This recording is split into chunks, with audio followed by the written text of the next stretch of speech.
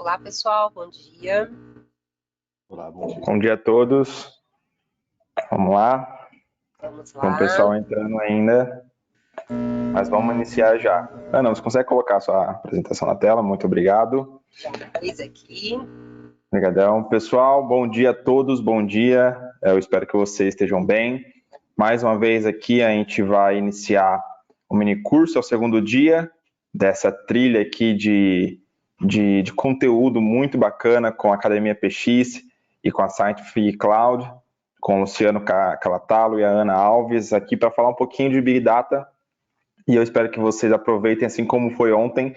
Ontem nós tivemos bastante elogios, o pessoal gostou demais, tem gente pedindo gravação, a gente vai enviar essa gravação, inclusive. Aguardem mais um pouquinho. Hoje, fiquem à vontade para perguntar, para questionar, sugerir alguma interação. Fiquem à vontade para nos questionar qualquer coisa em relação ao tema. O pessoal está aqui para uma mini consultoria gratuita. Então, fiquem à vontade. Eu espero que vocês aproveitem ao máximo esse conteúdo e levem para dentro de casa. Esse é o intuito desse mini curso gratuito. Ana, é contigo, fica à vontade. Obrigada, Gessé. Bom dia a todos. Bom dia, Luciano. Obrigada aí pela parceria. Muito bom estarmos aqui de novo. Hoje é o nosso segundo dia. Nós vamos falar de agora alguns aspectos relacionados a armazenamento de dados. Vamos só dar uma recapitulada aqui. Ontem nós falamos sobre Big Data e Cloud Computing, onde a gente falou um pouquinho dos conceitos do Big Data, os 3 Vs, e depois ampliamos para 5 Vs. Falamos de Hadoop, de Cloud Computing e das nuvens, né, que existem especificamente para questões relacionadas ao uso do ambiente as a service, seja como infrastructure, platform ou software. E hoje nós vamos falar de dados em ambientes de cloud computing. E vamos começar falando um pouquinho do que é Data Lake. E aqui eu queria aproveitar, já puxar o Luciano para dar essa explicação, porque Data Lake tem algumas coisas muito interessantes. Luciano, conta um pouquinho para a gente o que é um Data Lake. Essencialmente, eu diria que, pensando na minha vivência disso, eu sempre falo com os clientes, quando começar um projeto, seja qualquer projeto, vamos falar, um projeto de detecção de fraude, um projeto de previsão, de forecast ou coisa do tipo, geralmente uma das primeiras perguntas do cliente legal, que informação você precisa para fazer esse projeto? Quais são as informações necessárias e essenciais? E a gente sempre volta, como um cientista de dados, a pergunta contrária, que é: que informação você tem? E esse é muito o espírito do Data Lake, porque no final, a princípio, a gente não sabe que informação a gente vai utilizar. Muito do nosso trabalho investigativo é justamente entender o que é relevante ou não, para depois sim apontar que informação é relevante. E justamente o Data Lake é um facilitador disso, porque quando eu penso nos modelos convencionais, lá na época do Data Warehouse, do Data Mart, justamente a gente tinha que estruturar o dado, organizar e deixar ele prontinho para alguém consumir, seja o usuário de analytics, o usuário de negócio ou o cientista de dados. No contexto do Data Lake, justamente, como eu quero facilitar essa experimentação, eu quero descobrir novas informações, o Data Lake é um facilitador desse processo, porque, essencialmente, eu não tenho que deixar ele estruturado, armazenado, mas eu deixo ele disponível. Isso quer dizer o seguinte: então, às vezes eu tenho uma base de dados que tem, por exemplo, 1000 colunas. Eu sei que no final do processo eu vou usar só 20, 30 colunas dessas 1000. Mas o Data Lake facilita por quê? Porque eu tenho acesso às 1000 justamente para descobrir quais delas vão ser relevantes para o meu caso de uso que estou desenvolvendo. Então, digamos, é uma filosofia justamente orientada a essa experimentação e facilidade de adaptação. Porque se tem uma informação, lembrando lá a época do Data Lake, se tinha uma coluna que eu não tinha mapeado para o Data Warehouse, e eu preciso fazer isso agora, isso é um esforço tremendo. Eu tinha que refazer meu ETL, refazer modelo de dados, adaptar tudo isso. O Data Lake é justamente uma maneira de fazer isso de forma dinâmica e atendendo demandas diferentes, porque eu posso estar atendendo, sei lá, a área de marketing, a área de risco, a área de crédito, a área financeira, simultaneamente com o mesmo Data Lake. Às vezes a mesma informação, só que com transformações diferentes, que é o que muda um pouco, eu diria, quando eu tinha aquele conceito do Data House da visão única do dado. Não necessariamente a gente vai criar a visão única do dado. Por quê? porque às vezes uma métrica, um KPI, é totalmente, mesmo tendo o mesmo nome e mesmo conceito, ele é totalmente diferente para áreas distintas da empresa. E o Data Lake facilita situações como essa. E o outro contexto também é que ele facilita o armazenamento de tipos de dados que não são convencionais, principalmente os não estruturados. Não que não existiam tecnologias antes que armazenavam texto, voz ou coisa do tipo, mas eram tecnologias que essencialmente armazenavam dados estruturados e tinha funcionalidade também para guardar, talvez, de certa maneira, esse dado não estruturado, mas não com tanta performance. E hoje no Data Lake eu tenho justamente mecanismos que é como se ele fosse uma tecnologia nativa para consumir esse tipo de informação. Imagem, voz, texto, dados da internet ou coisas assim. Ok. Interessante isso que você falou, porque eu confesso para vocês que quando eu comecei a trabalhar com Big Data, eu tive uma certa dificuldade para entender essa coisa do Data Lake, de traz o dado e depois a gente vê se ele vai ser útil ou não, porque eu venho de uma mentalidade de DW, né, anos trabalhando com um BI tradicional, e eu precisei fazer essa mudança de mentalidade para começar a entender, peraí, mas vamos levar o dado mesmo sem saber ainda a regra de negócio, sem saber onde que ele vai ser utilizado, aí quebrar esses paradigmas que estão na cabeça da gente, que são muito cartesianos, né? E no caso esse ambiente de Big Data é uma nova filosofia, como você falou. A gente tem que passar a pensar diferente, porque a tecnologia te proporciona um armazenamento muito mais barato, uma performance muito mais veloz para tanto a parte de você fazer a ingestão desse dado, né, trazer esse dado para o ambiente, quanto para consumi-lo, e essa mentalidade nova mesmo, de que, peraí, o dado está aqui, mas eu preciso investigar, eu preciso entender a relevância dessas colunas, como é que elas impactam no meu resultado. Então, realmente houve uma mudança de mentalidade. Eu fui uma, eu não vou, eu ia falar, veio a primeira palavra na minha cabeça foi vítima, mas eu não fui vítima não. Eu fui na verdade uma participante dessa mudança de tecnologia que eu tive que me adaptar. E eu confesso para vocês que hoje, depois de já alguns anos trabalhando com isso, eu tenho uma certa dificuldade de voltar para aquela mentalidade estruturada, onde você tinha que saber todas as respostas antes. E eu acho que hoje, o momento que a gente está vivendo, desse volume enorme de dados, problemas de negócio cada vez mais desafiadores, a gente tem que estar pronto para dar respostas rápidas. E eu entendo que o Data Lake nos ajuda nisso. Você concorda? Perfeito. Concordo, e aí também um ponto interessante é que não necessariamente o conceito do Data Lake viabiliza o conceito anterior, na verdade é complementar. Por quê? Porque o meu Data Warehouse, meu Data Mart continua sendo uma fonte de dados para o meu próprio Data Lake, porque no Data Lake também, uma das funcionalidades é eu poder, com facilidade, cruzar fontes de informações diferentes. Então, eu posso estar trabalhando com dado transacional que vem de uma aplicação nova, por exemplo. Vamos imaginar que na época que a empresa construiu o Datamart, o Data Warehouse deles, não existia uma aplicação web de celular. E eles têm esse aplicativo hoje, essa interface. Então, o Data Lake é o facilitador desses mundos, porque eu pego essa informação, talvez eu tenha uma base cadastral de clientes que está no Datamart, e eu vou cruzar com esse transacional, esse log que é gerado com o aplicativo de celular.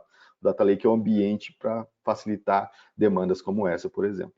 Não, e fantástico. E você trouxe uma questão muito importante dos dados semi-estruturados e não estruturados, porque a gente sabe que desse volume absurdo de dados que são gerados diariamente, a maior parte, né, mais de 80%, são dados não estruturados e que não conseguem ser gerenciados pelo modelo tradicional de banco de dados. E aí a gente entra num conceito também muito comum, que a gente ouve muito no universo de Big Data, dos bancos NoSQL.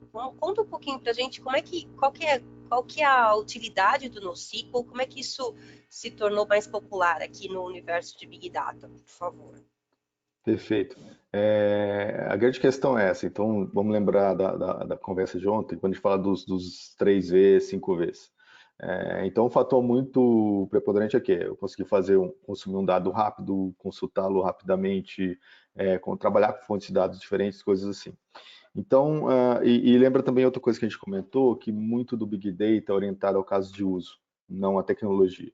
Então, até quando a gente fala em NoSQL, não existe uma tecnologia NoSQL. Na verdade, eu tenho N bases de dados que têm o princípio NoSQL.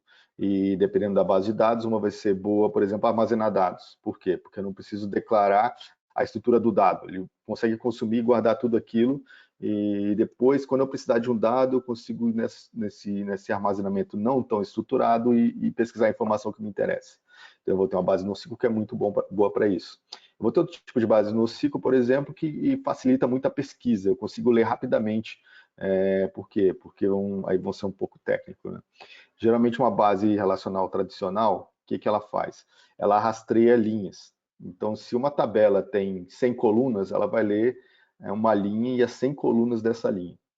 Eu tenho base no ciclo que ela vai direto à coluna. Então, se a base tem 100 colunas, ela só vai ler uma coluna que é a chave e outra que é a outra coluna que interessa pesquisar. Então, imagina a performance que eu tenho nisso, porque eu não preciso rastrear uma tabela de 100 colunas toda para pegar a informação que eu preciso.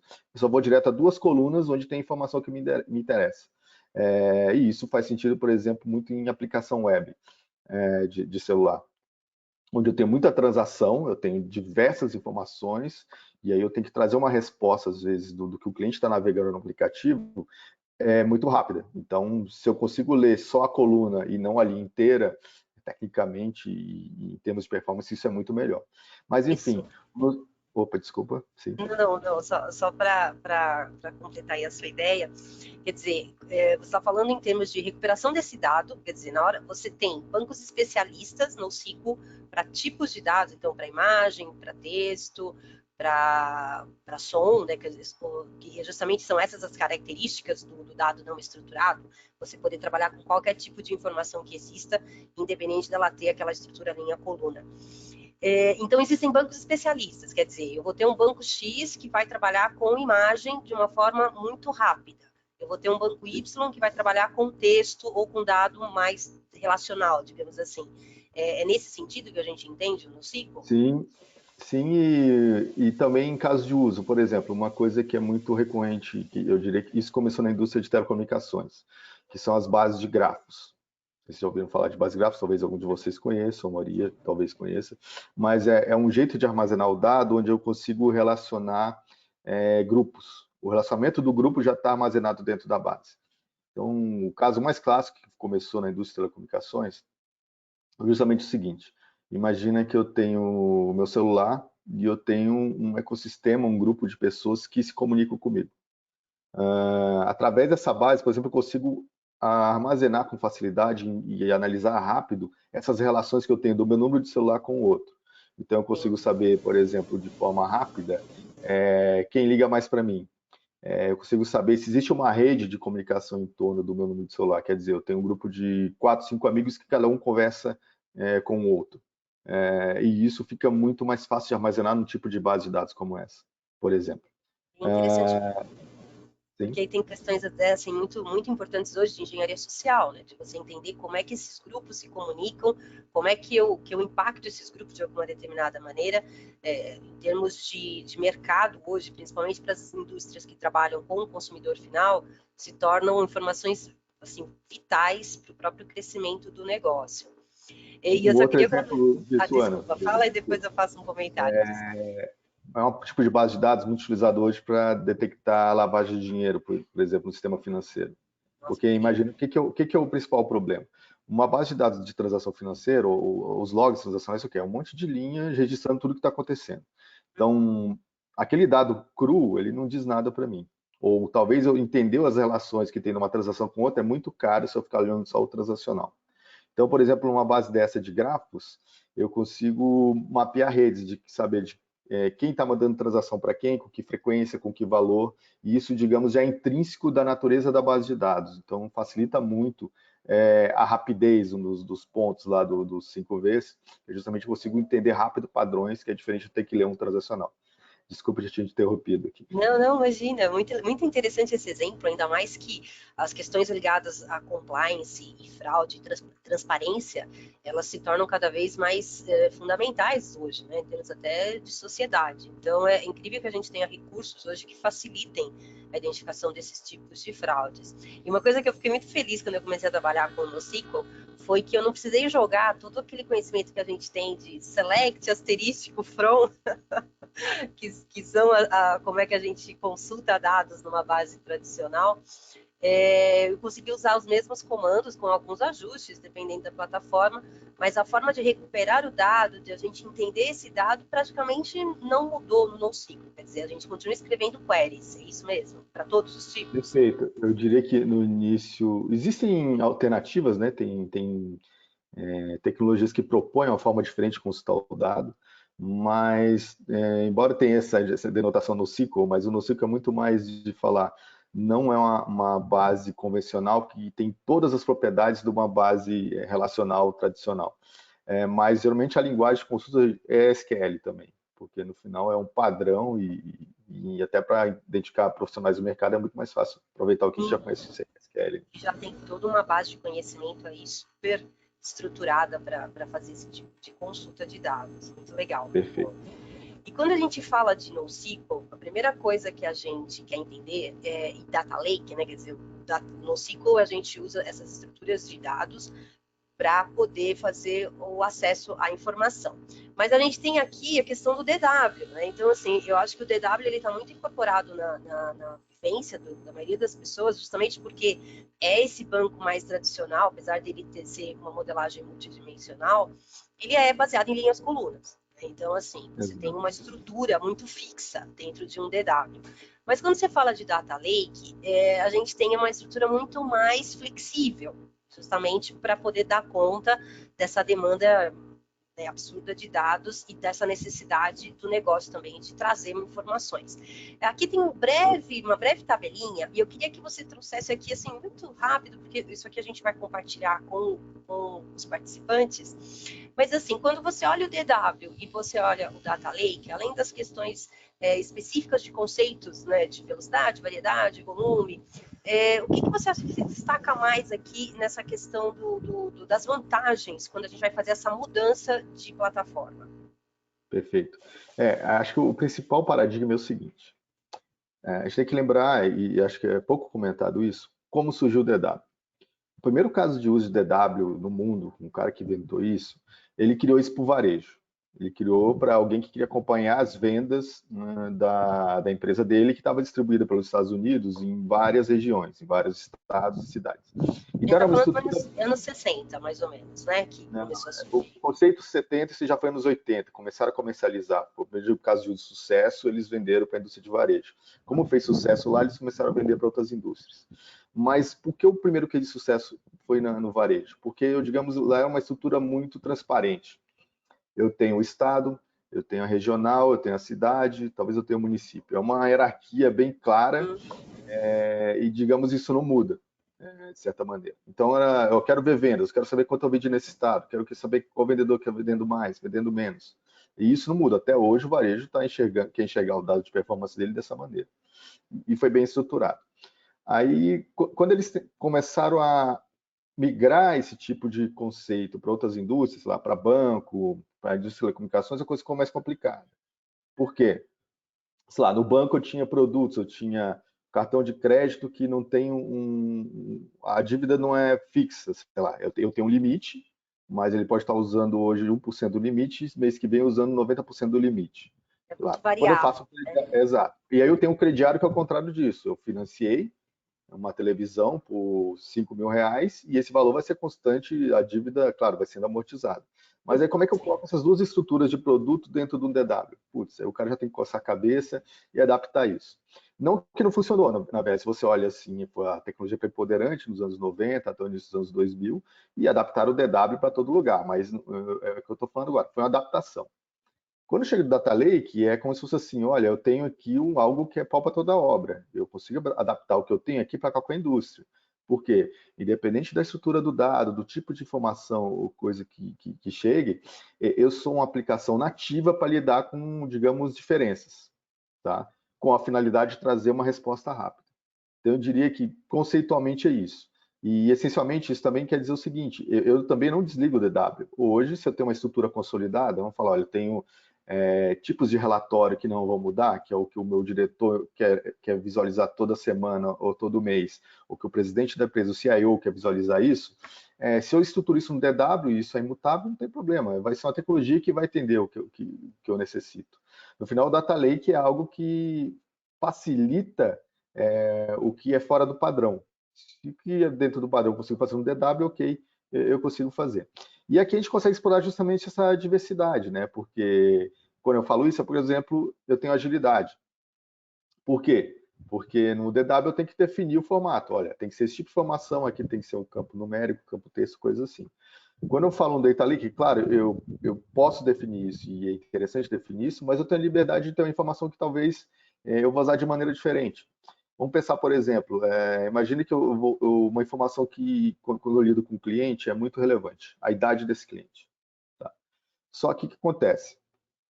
A área de marketing, ele quer saber a idade do cliente para enviar uma mala direta, a idade dele hoje. A mala direta vai ser enviada amanhã e eu quero saber a idade dele hoje para eu poder segmentar ele.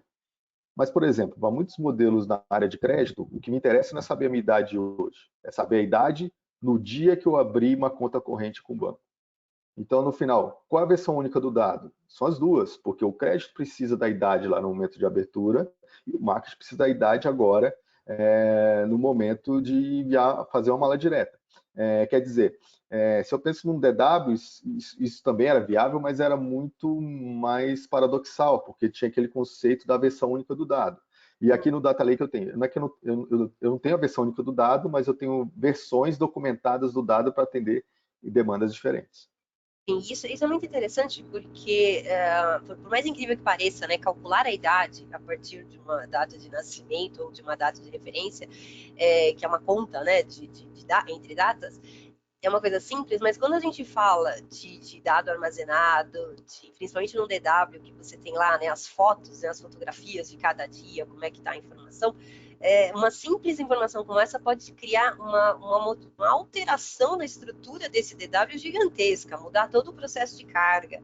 Então, realmente vem com muito a adoção do Data Lake eu tenho visto assim já há vários anos com muita facilidade justamente por isso, porque as empresas vêm entendendo que tem coisas que eu preciso ter flexibilidade e o DW não trouxe isso. E eu achei muito legal também você dizer que não é para jogar o DW fora, né? Eu acho que também às vezes a gente começa a falar muito de novas tecnologias, de novas formas de tratar a informação, mas na verdade a gente tem todo um legado aí que ele é preservável. E muitas vezes não compensa. Você mencionou isso ontem, com relação a ficar investindo em trazer um relatório que funciona, né, um grupo de relatórios para um determinado departamento, vamos dizer, contábil ou fiscal, ou informações relacionadas a fechamento de resultados. Muitas vezes não faz sentido você trazer isso para uma estrutura de data lake só por trazer, né? É um investimento desnecessário. Você entende hoje que, até repetindo um pouquinho que a gente falou ontem, trabalharmos com estruturas híbridas é a grande tendência hoje? Total, porque indo nesse contexto, quando eu estou abraçando o Data Lake, uma estratégia de dados da minha empresa, eu estou apostando em inovação e estou apostando no investimento que vai me trazer um retorno. Se eu estou usando essa tecnologia para substituir o que eu já tinha, de certa maneira eu não tenho retorno, porque o retorno já existe hoje, o DW está funcionando e fazendo o que eu quero. Então eu estou trocando 6 por meia dúzia e no final posso ter tido um esforço de projeto de 4, 5, 6 meses para fazer o que eu já fazia antes. Então não faz muito sentido, né, em aspecto Tem de só uma negócio. questão que às vezes os clientes se deparam, que é o seguinte, mas é muito caro manter o meu DW. Tem um Teradata, por exemplo, que é um banco bem tradicional para grandes volumes de dados, e a gente sabe que tem um custo anual altíssimo. Nesse sentido aí, vale a pena começar a fazer essa análise de viabilidade, entender esse custo-benefício, falar, tudo bem, eu tenho lá o DW que funciona, me atende perfeitamente. Só que o custo de manutenção disso fica aquela história, né? Que o molho está ficando mais caro que o peixe. Como é que funciona isso quando o cliente começa a fazer esse tipo de análise? Ele fala, bom, e agora? Eu vou para o Data Lake, é o seguro da DW, como é que eu diminuo o tamanho desse DW? Você já teve alguma questão nesse sentido para discutir com a gente? O que é o nosso conselho para qualquer projeto que a gente vai começar um Data Lake? Primeira coisa, vamos partir para o novo. Fazer uma coisa que os sistemas atuais não fazem. É ser complementar os sistemas atuais. A partir do momento que eu solidifico esse primeiro caso de uso, aí sim eu posso pensar, olha, posso migrar algum processo que estava em outra tecnologia para o meu Data Lake, por exemplo. Porque também são fatores, também custo, performance, mas também, por exemplo, uma coisa que a gente está vivendo muito hoje está associada à mão de obra, que às vezes os recursos para as tecnologias proprietárias são mais escassos e mais caros. E hoje eu tenho todo o ecossistema open source, que, digamos, o Data Lake está muito vivendo em torno disso, que facilita isso. Então, hoje eu consigo achar programadores em Python com muito mais facilidade do que alguém que programa algum sistema proprietário, que usa algum tipo de solução ou aplicação. E, essencialmente, hoje, muito das tecnologias que a gente está falando aqui, apontando que vão funcionar no Data Lake ou não, a gente está falando de Python e Java. Então, eu consigo aproveitar uma mão de obra que já tem essa experiência, não para Big Data ou para ciência de dados, mas que, com um pouco de trabalho, consegue absorver já esses conceitos, por exemplo. E é muito interessante isso, porque colegas que trabalham essencialmente com gestão de dados, na parte de engenharia de dados, colocam que o desenvolvedor que já tem um histórico, seja de Java, seja de .NET, seja de qualquer tipo de linguagem de programação, ele tem uma adaptação muito rápida para esse universo de ingestão de dados, porque ele já entende a lógica, né? Porque, na verdade, são linhas de código que o desenvolvedor vai escrever ali, o engenheiro de dados vai escrever. Mas time a gente vai falar mais detalhadamente amanhã. Um outro ponto aqui importante, Luciano, algum ponto adicional aqui que você queira abordar dessa lista? Deixa eu ver. Não, acho que a gente deve falar nos próximos Tá. slides. Eu só queria puxar uma questão em relação à security aqui, porque já ouvi falar também, né, com uma objeção em clientes, falando o seguinte: mas o Data Lake é inseguro. Como é que é isso? Porque a gente vê aqui que na própria tabela que a gente trouxe, existe já toda uma maturidade dentro do DW, de décadas aí de uso das ferramentas, e o Data Lake ele está num processo de amadurecimento. Isso significa que ele é vulnerável? Eu diria que ambos são vulneráveis, né? Seja o DW ou o Data Lake. No final, cada um tem as suas particularidades. Mas, como eu falei, é o peso que você tem que ponderar. Olha, eu preciso da informação rápida, e versus a segurança. Às vezes, eu quero segurança total, mas o dado que eu preciso de um relatório a cada 10 minutos, eu só consigo gerar ele uma vez por semana por todo o arcabouço de segurança e integração que existe. Claro, estou colocando um caso exagerado. Mas essencialmente é isso, é o Pessoal, peso das duas situações. Desculpa, alguém falando? duas perguntas aqui do Renan, eu acho muito interessante passar para vocês agora, tá? Ele perguntou assim: para empresas que ainda não possuem Data Warehouse e nem Data Lake, o mais indicado é partir direto para o Data Lake? Excelente pergunta. Vou Sim, deixar essa perfeito. para o Luciano. Sim, eu recomendo. É uma iniciativa, seria o primeiro passo. Por quê? Primeiro, questão de custo. Eu não tenho que pensar, porque imagina, se eu tenho que pensar em organizar o dado e guardar e coisas do tipo, isso é muito mais caro no DW. No Data Lake eu vou ter lá minhas bases, que eu armazeno o dado bruto e depois eu decido o que for fazer. Claro que também tem uma questão, tem uma parcimônia. Não é que eu vou pegar todo o dado possível e salvar no Data Lake. Aí eu volto de novo o que a gente falou no início, ontem e eu falo hoje. Tem que ser ligado ao caso de uso. Então, se o primeiro caso de uso é melhorar o processo de detecção de fraude na empresa, eu vou armazenar os dados que estão associados a esse projeto. E isso pode ser o fomento do primeiro passo de um Data Lake na empresa. Porque justamente também eu estou amarrando questões de negócio com o que eu estou construindo. Então, esse é um ponto interessante, e eu acho que vai muito até da minha experiência. A nossa consultoria hoje tem 5, 6 anos, tá? E antes da consultoria, eu era um player tradicional. Eu trabalhei em várias empresas que vendiam base de dados e software multinacionais. E o que era o grande ponto, o discurso naquela época? Olha, contrata o meu software proprietário, porque eu tenho experiência em base de dados, eu tenho suporte para tudo isso, e, na verdade, a minha plataforma resolve tudo. Quando chega o conceito de Data Lake, a tecnologia Open Source, coisas do tipo, no final começa a perceber o seguinte: não existe uma tecnologia única que resolve todos os problemas. Na verdade, cada caso de uso vai estar atrelado a alguma tecnologia específica para atender essa demanda. E, naturalmente, começar por um Data Lake é pensar dessa maneira e, na minha opinião, fazer mais rápido. Por quê? Porque eu vou conseguir usar o caso de uso que já foi sucesso em outro lugar e replicar na minha empresa com facilidade, já que eu tenho essa flexibilidade de montar tecnologias diferentes, que é impeditivo geralmente de um software proprietário, porque isso a gente viveu toda hora quando eu era de empresa e quando eu era o fornecedor. Eu chegar para oferecer uma tecnologia nova e falar: olha, cara, eu já investi 5 milhões aqui na tecnologia de base de dados A. Como é que eu vou chegar e comprar a sua agora, embora eu saiba que para lidar com imagem, a sua base de dados é melhor? Então, isso quebra esse paradigma pensando no Data Lake, porque justamente eu tenho essa flexibilidade de trabalhar com diversas fontes, pensar orientado a casos de uso e não estar amarrado a qualquer tecnologia. Tanto é que muitos players hoje, eles podem estar com uma solução hoje rodando a base de dados A, mas em função do sucesso do projeto, eles podem migrar para outra base de dados ou tecnologia em 6 meses. Eu sempre falo do caso do Netflix. O Netflix tem um blog onde ele divulga tudo que ele faz. Por que ele faz isso? Pô, ele está divulgando todos os segredos deles? Não, na verdade, o que acontece? Eles têm uma dinâmica tão rápida de repensar a arquitetura orientada a casos de uso, que o que eles estão mostrando para a gente no blog hoje já está em desuso. Daqui 3 meses estão usando outra coisa diferente, daqui 6 meses. Então, não tem problema nenhum em divulgar o que eles fizeram, porque eles estão numa jornada de adaptar o data lake deles em função da maturidade da empresa. Eu até sugiro vocês a procurarem uma apresentação deles, onde eles mostram a diferença de uma arquitetura de um ano para o outro, o quanto muda dentro do negócio deles. Bacana, bacana. Pegando esse gancho já, você já pontuou algumas vezes, mas acho que é importante. Quais seriam os passos, Luciano, de maneira resumida, os primeiros passos para implementar um Data Lake? Vamos fazer o seguinte, antes do Luciano responder essa pergunta, deixa a gente passar pelas camadas do Data Lake, porque aí a gente fecha na questão do processo, pode ser? Perfeito, perfeito. Depois dá um toque. Renan, por favor, depois você avisa se a sua pergunta foi respondida, tá? Muito obrigada aí pela participação.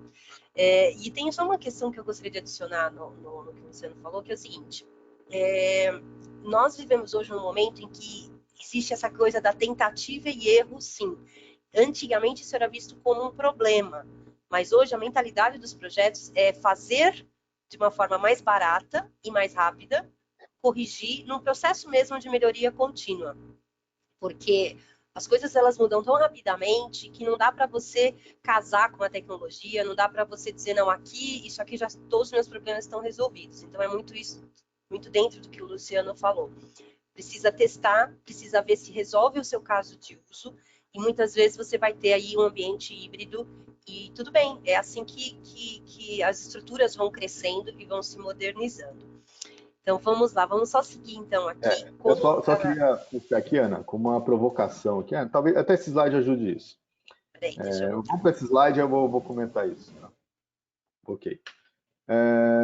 Indo no aspecto da análise de dados em si, aqui eu comparo as duas coisas. Então, o método convencional, antes do Big Data e do Data Lake, desse universo todo de tecnologias, e como é hoje. Então, o método convencional, isso aí foi quando eu comecei a trabalhar lá nos anos 90, era essencialmente isso. Eu era um consumidor dos dados da empresa que, digamos, tinha que passar por uma barreira que eram as bases de dados para eu poder trabalhar. Na verdade, eu sempre falo que antes do DW existir, a análise estatística já existia. E naquela época não tinha essa questão, olha, tem um dado organizado pelo DW que eu deixo ele pronto para o analista trabalhar. Naquela época eu já trabalhava com dados transacionais, logs e, claro, da maneira que era possível, né? Eu diria que o pessoal fazia nos anos 70 e anos 80. Mas aí quando chega o DW, vem esse conceito. Opa, se você vai modelar para marketing, eu vou ter um data mart com as informações de marketing para você trabalhar. Se eu fazer esses estudos, coisas assim. E essencialmente era isso, né? Eu tinha as fontes de informação convencionais, as bases relacionais principalmente. Claro que tinha arquivo texto, planilha, e no final eu tinha as tecnologias tradicionais de BI para analisar isso, e o que eles chamavam de ferramentas de data mining. Mesmo o R, eu diria que é dessa época. O R hoje é uma tecnologia muito popular entre ciências de dados no mundo de hoje, mas já no final dos anos 90, anos 2000, já era uma tecnologia utilizada nesse contexto. Então, essas ferramentas estatísticas consumiam essa base de dados para fazer as análises. E o que era o limitador? Por exemplo, era o tamanho do arquivo. Se eu estava rodando esse código na minha máquina local, ou se eu estava rodando isso no servidor, e se no servidor tinha disco suficiente para eu trabalhar com esses dados. Porque era desde coisas do tipo, olha, eu estou trabalhando com uma base de 20 GB. Então, eu tenho que ter pelo menos o triplo de espaço em disco desse tamanho para poder fazer um sort lá na minha base, por exemplo, com a minha ferramenta estatística. E é como eu comento aqui, se era um servidor ou um desktop, um desktop eu tenho que ter um disco bom, um processamento bom, uma memória RAM boa no meu computador, e eu tenho que ter também espaço em disco e também um link bom, se eu quiser fazer o upload do dado está lá no servidor para minha máquina, isso talvez possa demorar. E imagina lá nos anos 90 a velocidade das redes, não era o que a gente tem hoje, era mais complicado. Dependia do sistema operacional e coisas do tipo. Quando chega no Big Data, eu consigo extrapolar essas questões. Eu continuo conseguindo trabalhar com essas fontes que eu trabalhava antes, mas a forma de trabalhar com dados transacionais, dados não estruturados, semi-estruturados, surgem componentes que facilitam isso. Então, eu diria que é o grande salto que eu tenho. Eu vou ter tecnologias que já conseguem se adaptar a isso, trabalhar com grandes volumes de dados e coisas e tal. Eu tenho, às vezes, até hardware customizado para trabalhar com analytics, por exemplo. Começa a ter especialização do trabalho, né? Porque eu diria que antes era o quê? Eu tinha um computador que processava e processava qualquer coisa. Era o mesmo servidor que eu usava para o transacional, eu usava para o analítico, eu falo em aspecto funcional, no aspecto de arquitetura, claro. Mas aí quando chega esse novo momento, eu tenho uma especialização. Eu consigo ter coisas orientadas realmente à análise de dados. E aqui no final, aí junto muito mais no paradigma da nuvem, né? Eu não penso mais o tamanho do espaço em disco, quanto de memória ou a configuração do meu CPU. Na verdade, a métrica que eu uso é o meu custo de processamento. Quanto eu vou estar gastando e quanto eu tenho para poder gastar e fazer essas análises. Porque, como a gente comentou na conversa anterior, aqui é muito mais de eu poder escalar e ver o custo desse escalonamento do processamento que eu preciso. E um fator novo interessante também eu começo a ter serviços de assinatura, tanto de serviço de análise de dados, quanto de consumo de informação mesmo.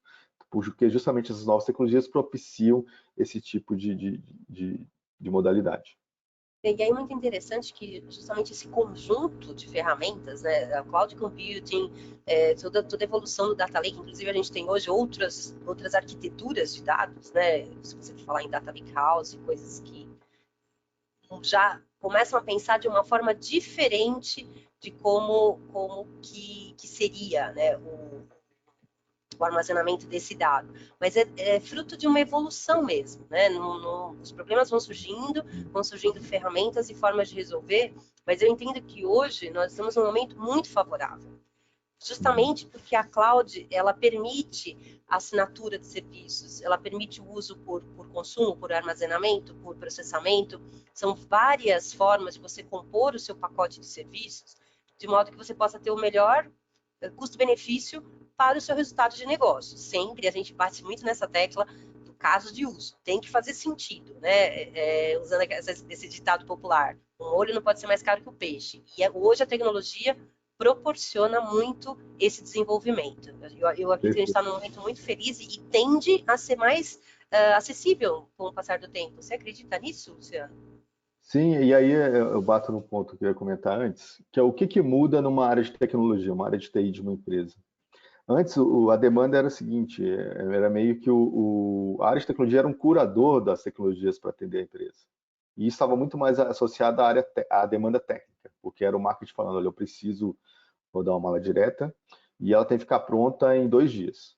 E aí a pesquisa da área de TI era o quê? Que software consegue fazer isso? Qual o hardware necessário para isso e como eu acompanho isso e também no impacto nos custos da empresa. E no final, ele era um curador que apontava, olha, o caminho é esse, e, claro, em função do consenso dos usuários de negócio e nosso, a gente escolheu essa tecnologia. Hoje, nesse mundo Big Data de tanta facilidade e, digamos, recursos diversos, a área de TI é muito mais uma facilitadora. Por quê? Porque eu volto de novo, como a Ana comentou, é o caso de uso. Então vamos pensar, olha, a empresa quer pensar numa solução para segurança de dados. No final ele está preocupado em que não invadam o sistema deles e quer monitorar isso. Existe um modelo que já faz isso, uma técnica, e ela está escrita em Python. E está aberta, está open source lá no GitHub da vida, e é só pegar isso e adaptar para o contexto da empresa. Ok. Se eu pegasse o mundo anterior e a empresa falasse, olha, o Python não está homologado aqui, tem a tecnologia A e B que está homologada, vamos por aí. O que seria o impacto disso no contexto de hoje? Eu teria que reescrever e refazer todo o algoritmo que estava em um código e no outro. E isso é muito caro e para o caso de uso acontecer seria muito mais difícil. Então, no final, hoje, ser orientado a caso de uso é conseguir trabalhar com tecnologias diferentes em paralelo. Então, sei lá, um código que está escrito em SAS eu aproveito, um código que está escrito em R eu aproveito, e coisas assim. Então, o caso de uso que eu vou orientar e a tecnologia vai ser um facilitador, porque às vezes eu tenho até áreas diferentes com tecnologias diferentes, porque cada uma tem uma tecnologia que vai atender o caso de uso com mais facilidade. Perfeito, exatamente isso. Sempre olhando isso dessa forma. E aqui, quando a gente começa a falar da questão do Data Lake, tem algo muito importante, que são as camadas. A gente fez um esquema aqui bem simplificado do que são essas camadas dentro de uma estrutura de Data Lake. Usualmente, né, as melhores práticas recomendam que os projetos que vão utilizar a Data Lake, eles utilizem uma camada de recebimento dessa informação, né, que a gente chama de a landing zone, onde você vai receber esse dado. Depois essa raw zone, que é essa área onde o dado está cru. E é justamente isso que a gente falou lá no início sobre os conceitos do Data Lake, né? Uma das características do Data Lake é receber esse dado sem nenhum tratamento, um dado as is das suas origens, seja ele de qualquer tipo de estrutura. Aqui vocês podem ver que a gente fala de dados estruturados, não estruturados. Qualquer tipo de dado é possível ser armazenado dentro dessa estrutura de Data Lake. E aqui existem algumas divergências, e aí, Luciano, eu gostaria que você explorasse um pouco. Quando a gente vai navegando esse dado, ele vai se refinando, né? O que a gente costuma dizer, a gente vai modelando esse dado de acordo com as demandas do negócio. Numa camada trusted, que seria uma camada onde a gente vai aplicar algumas regras de qualidade, de profile de dados, e também questões muito importantes de segurança do dado e governança.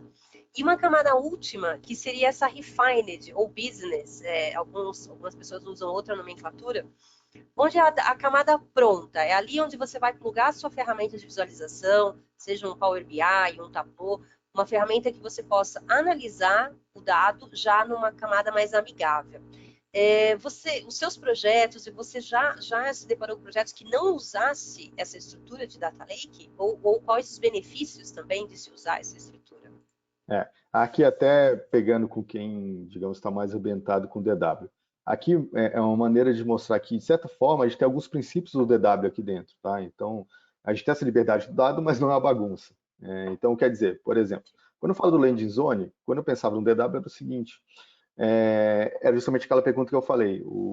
A área de TI perguntava, modelar seu dado, que dado você precisa? Que dado você vai usar? E você montava a estrutura da tabela e dizia, ó, eu preciso do campo tal, vai ser do tipo numérico, ele vai ser atualizado com tal frequência e coisa e tal. Aqui eu tenho a mesma coisa, só que ela está muito mais no aspecto do metadado, que é esse catálogo aqui. Então, qualquer dado que chegue aqui dentro na landing zone, eu vou documentar o que é essa informação.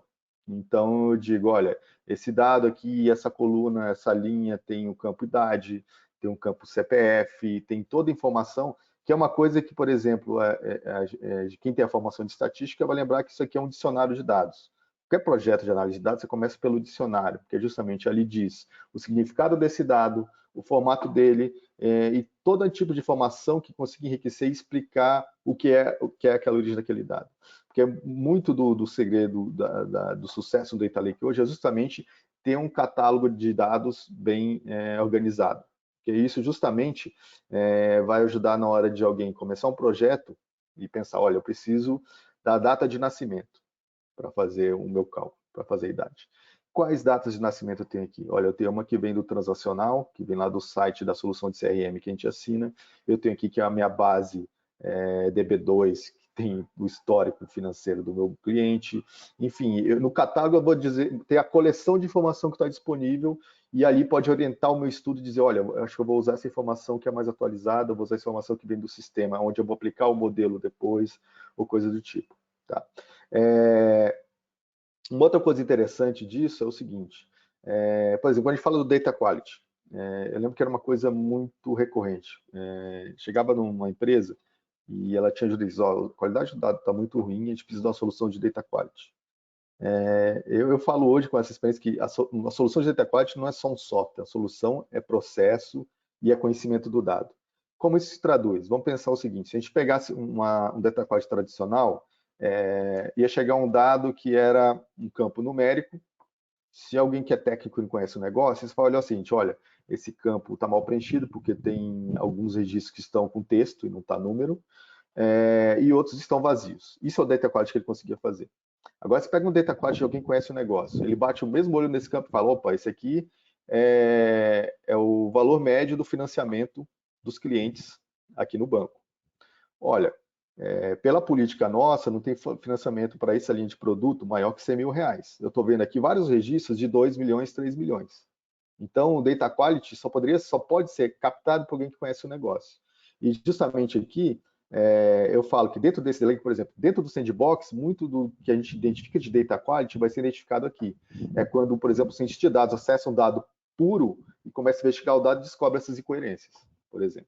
Até só ressaltando essa questão da sandbox, que é essa área livre, né, sem modelagem, sem ainda o dado ter tido qualquer tipo de tratamento, que tanto os cientistas de dados quanto alguns usuários mais avançados podem plugar diretamente nessa área e rodar os seus insights, os seus algoritmos para gerar informação e análise, está correto? Então, quer dizer, é importante que dentro da estrutura do Data Lake, você tenha uma área que ela seja mais livre e que ela é chamada de sandbox nesse sentido de caixinha de areia, mesmo de brincadeira, que você não tem compromisso com gravar uma tabela ali que vá comprometer os dados do negócio, não. É uma área de ensaios. Você tem essa interpretação da sandbox?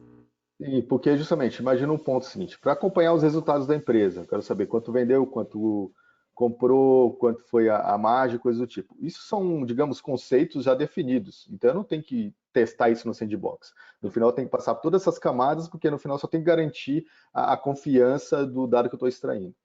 Agora imagina que a empresa se aventura em construir um modelo de detecção de fraude, por exemplo, uma coisa que ela nunca fez. E ela nem sabe, primeiro, se das informações que eles têm disponível hoje, quais são viáveis de serem utilizadas para esse caso de uso, e ela nem sabe que informação é relevante para isso ou não. É o momento da sandbox, é o momento que ele tem esse aspecto de investigativo, de descobrir que informação vai ser relevante para o caso de uso dele ou não. Okay. Então, quer dizer, quando a gente pensa numa estrutura de data lake, é importante ter consciência que existem várias camadas, vários lugares, né, digamos assim, onde você pode acessar o dado de maneira diferente e tem propósitos diferentes, olhando sempre os objetivos que eu tenho para o negócio, para o caso de uso, que resultados que eu quero gerar lá na frente, certo? E eu diria que essas camadas se encaixam muito no conceito do DW, porque justamente aqui, como eu falo, o catálogo de dados é o modelo lógico de informação que vai ser guardada.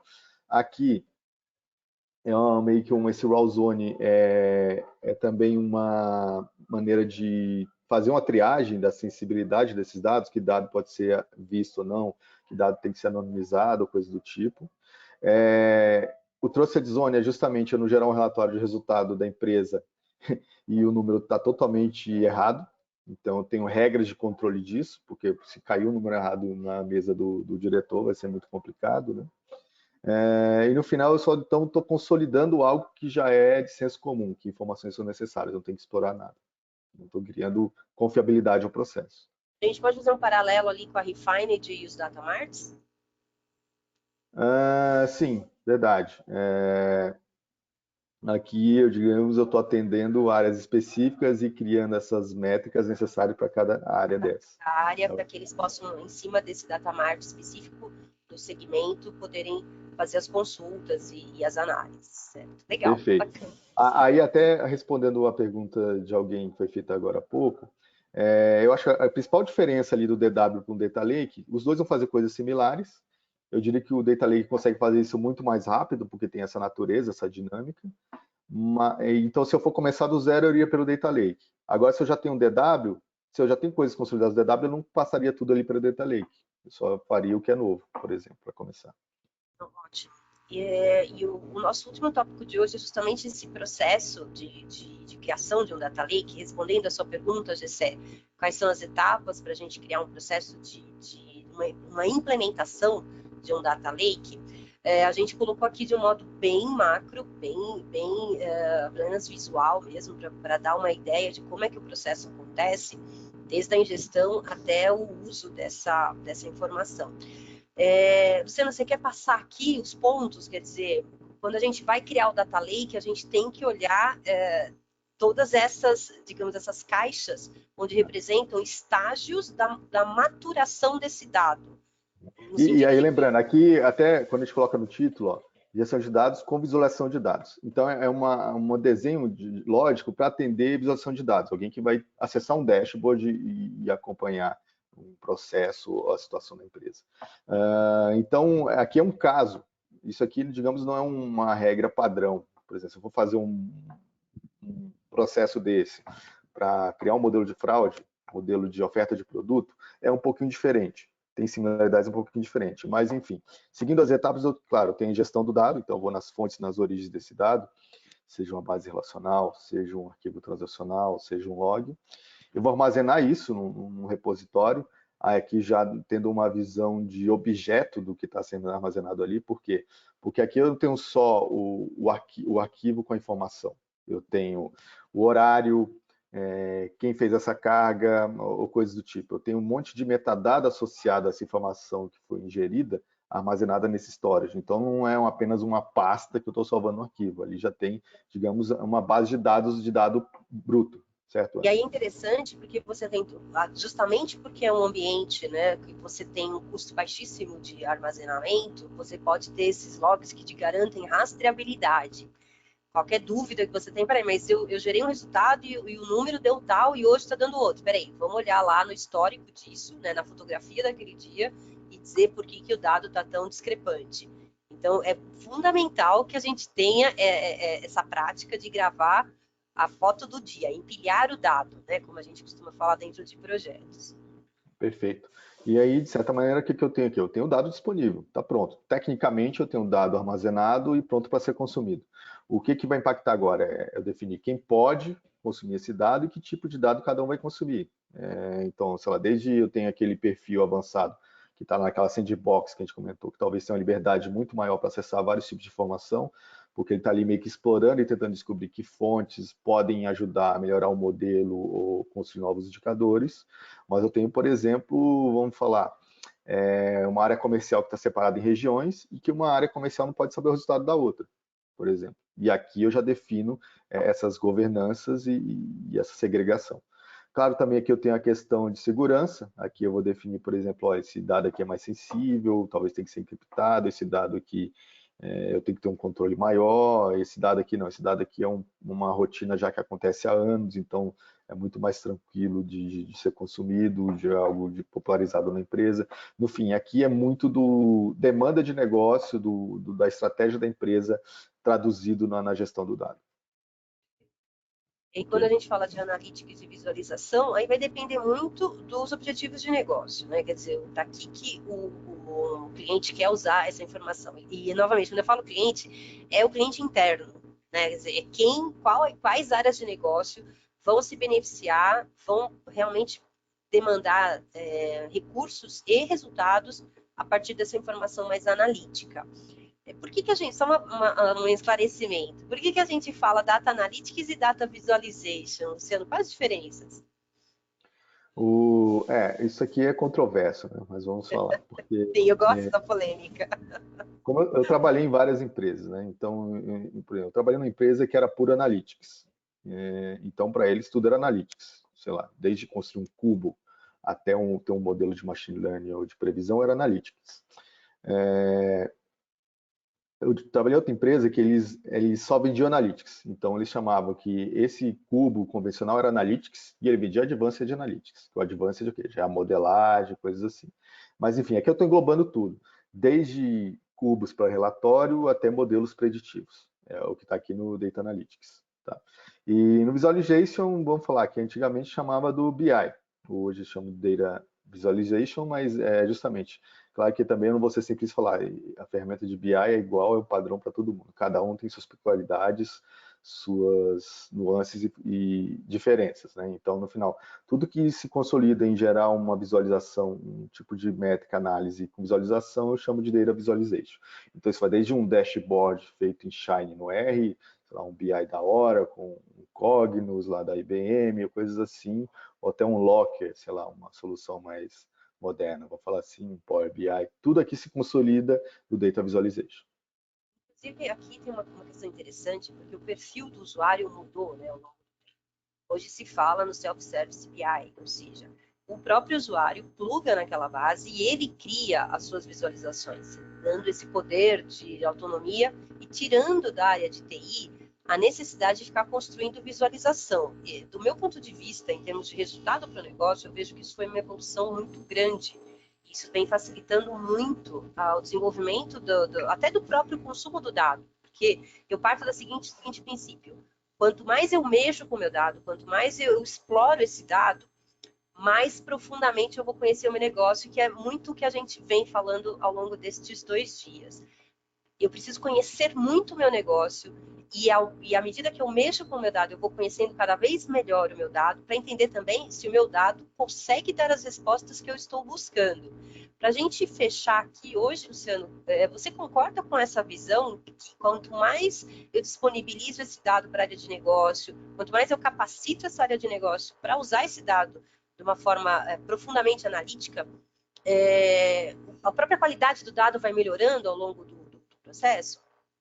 Perfeito. Aí eu volto ao que eu tinha comentado antes. Antes, quem cuidava muito dessa estrutura era a TI.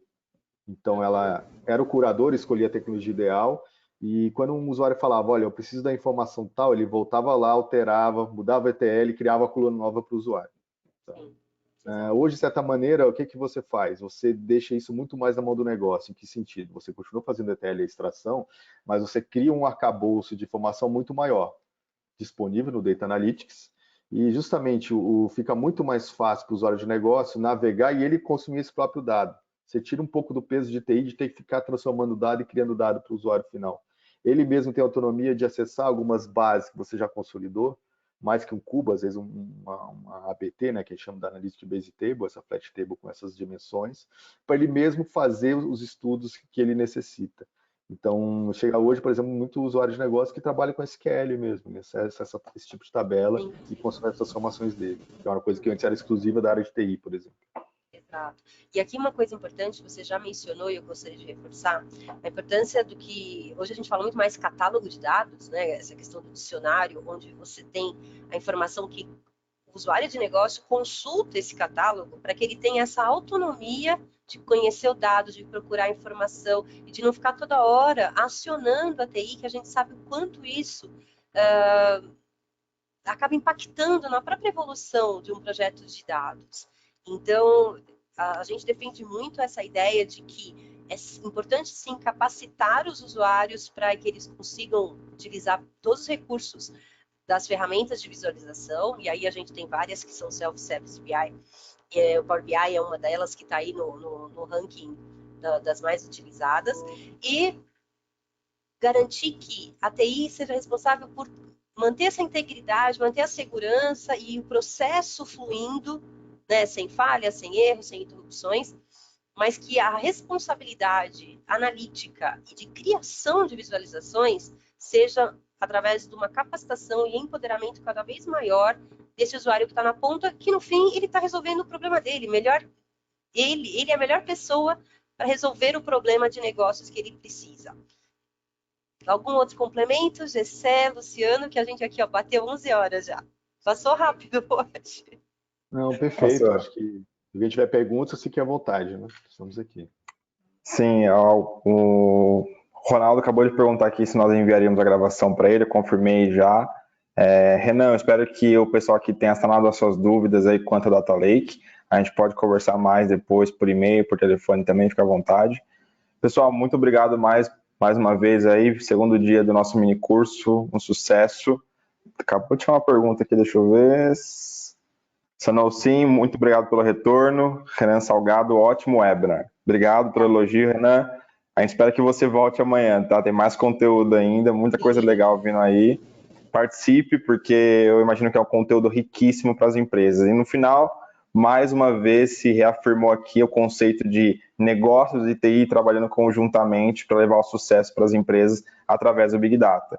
Então, a TI suportando as capacidades analíticas ali no sentido de instrumentalizar isso e aplicar essa implementação para as equipes, mas as equipes tendo poder agora individual, digamos assim, de trabalhar esses dados para resolver problemas de negócio. Então, esse é o cenário perfeito. Ou seja, você da TI que está participando desse segundo dia do mini curso, você é peça essencial, novamente, para conseguir levar o crescimento para a sua empresa, tá bom? Muito obrigado mais uma vez, Ana, Luciano, foi muito bacana, e amanhã é o terceiro dia. Vai lá, pode comentar. Amanhã é o dia mais legal, hein? Amanhã é ciência de dados e machine learning. Ah, bacana, top, top. Muita coisa bacana vindo aí. Pessoal, não faltem. Compartilhem o link de inscrição para mais pessoas da sua equipe aí, para que vocês participem e levem sucesso para a empresa de vocês. Beleza? Perfeito. Pessoal, muito obrigada pela presença de vocês, pela participação. Esperamos vocês amanhã. Gessé, muito obrigada. Luciano, até amanhã, pessoal. Valeu, pessoal. Bom dia, abração.